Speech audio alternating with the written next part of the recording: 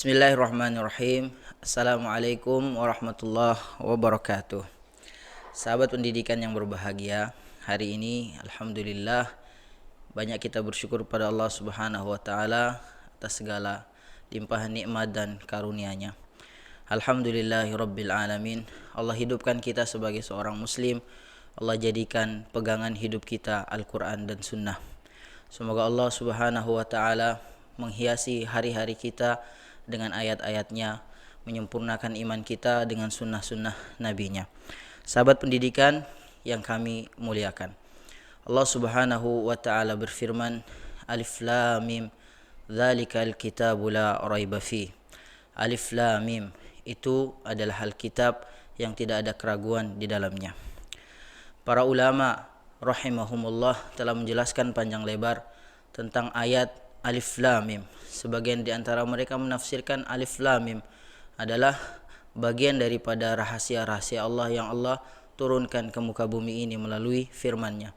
Sebagian yang lain menjelaskan bahwa Alif Lam Mim ini jika dikumpulkan huruf-hurufnya Alif Lam Mim Ra, Alif Lam Mim Shad, Ta Sin Mim, Yasin, Qaf, Ha Mim dan seterusnya, seluruhnya akan kurang lebih berjumlah tanpa pengulangan sekitar 14 huruf yang jika semua itu dirinci ya dari para ulama menjelaskan, jika ayat-ayat itu disusun huruf-hurufnya maka itu akan berbunyi nassun hakimin qati'un sirrun lahu sirrun ya, yang berarti teks Tuhan atau teks Allah yang maha bijaksana yang memiliki rahasia.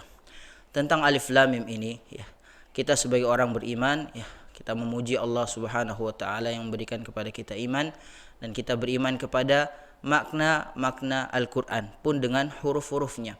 Rasulullah sallallahu alaihi wasallam bersabda, "Man qara'a harfan min kitabillah falahu hasanatun." Man qara'a harfan min kitabillahi falahu bihi hasanah wal hasanatu bi asyri amsalha. La aqulu alif lam mim harfun walakin alifun harfun wa lamun harfun wa mimun harfun. Rasulullah sallallahu alaihi wasallam bersabda, barang siapa membaca satu huruf dalam kitabullah maka baginya 10 pahala, baginya satu kebaikan. Satu kebaikan itu dilipat gandakan menjadi 10 kebaikan. Aku tidak mengatakan Alif Lam Mim itu merupakan satu huruf, tetapi alif ada satu huruf, lam satu huruf, dan mim satu huruf. Bayangkanlah wahai sahabat pendidikan yang berbahagia, dengan kita membaca Alif Lam Mim kita telah mendapatkan 30 kebaikan. Begitu betapa dermawannya Allah Subhanahu wa taala memberikan karunia-Nya, memberikan kebaikan-kebaikannya kepada orang-orang yang senantiasa mengulang-ulang kalimat-kalimat Al-Qur'an. Sebagian sholihin mereka tidak hanya mengulang-ulang hafalan Al-Qur'an mereka yang panjang, bahkan sebagian di antara mereka hanya mengulang-ulang Bismillahirrahmanirrahim. Mereka jadikan Bismillahirrahmanirrahim itu sebagai zikir harian mereka, untuk mengingatkan mereka akan kalimat-kalimat Allah Subhanahu wa taala. Kembali kepada pembahasan kita tentang Alif Lam Mim.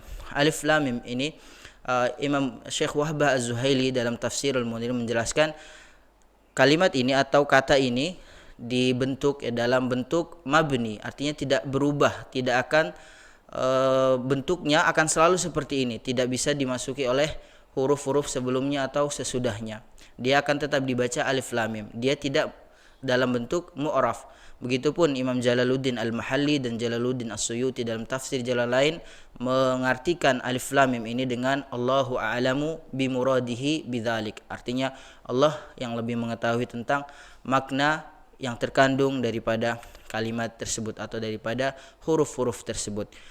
Sebagian ulama dalam usaha mereka menjelaskan firman-firman Allah kepada kita, sebagian menjelaskan bahwa Alif Lam Mim itu adalah singkatan daripada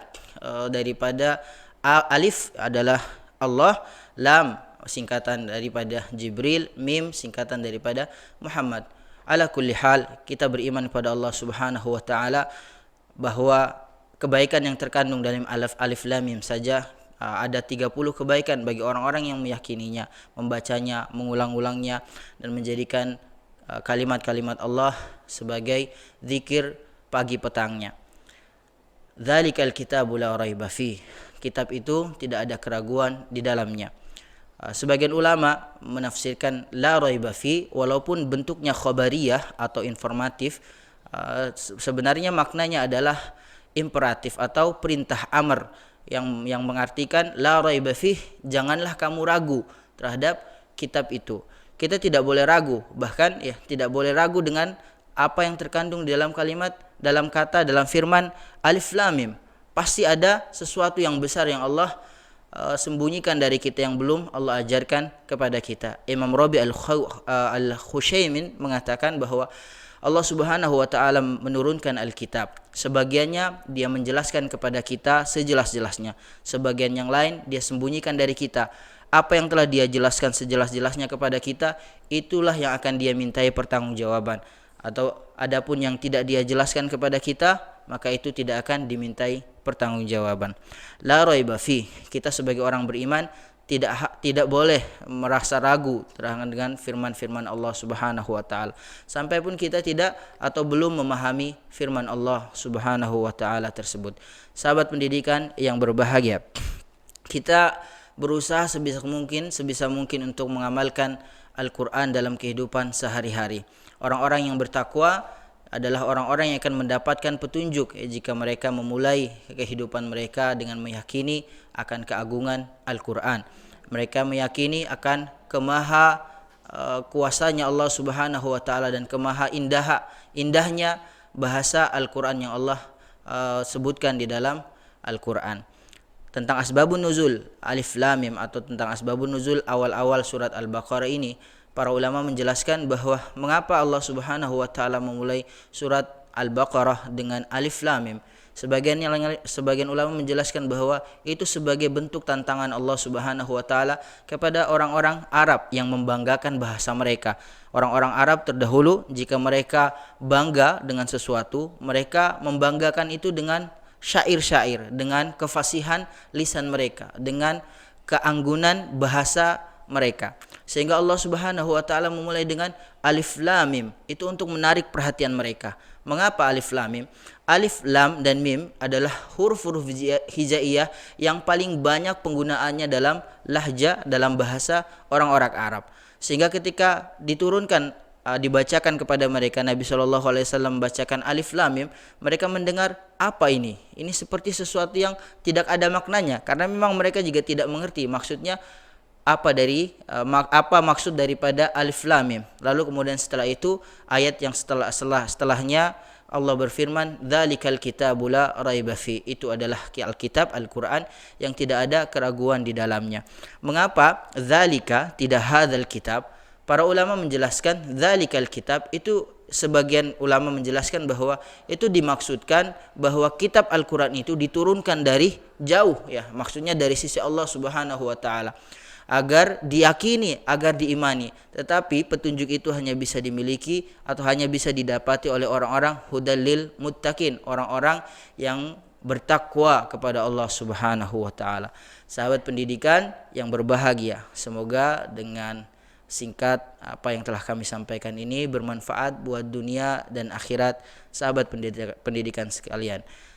Dan bertambah ilmu, bertambah iman, bertambah yakin, bertambah takwanya kepada Allah Subhanahu wa taala. Demikian, salam pendidikan. Wassalamualaikum warahmatullahi wabarakatuh.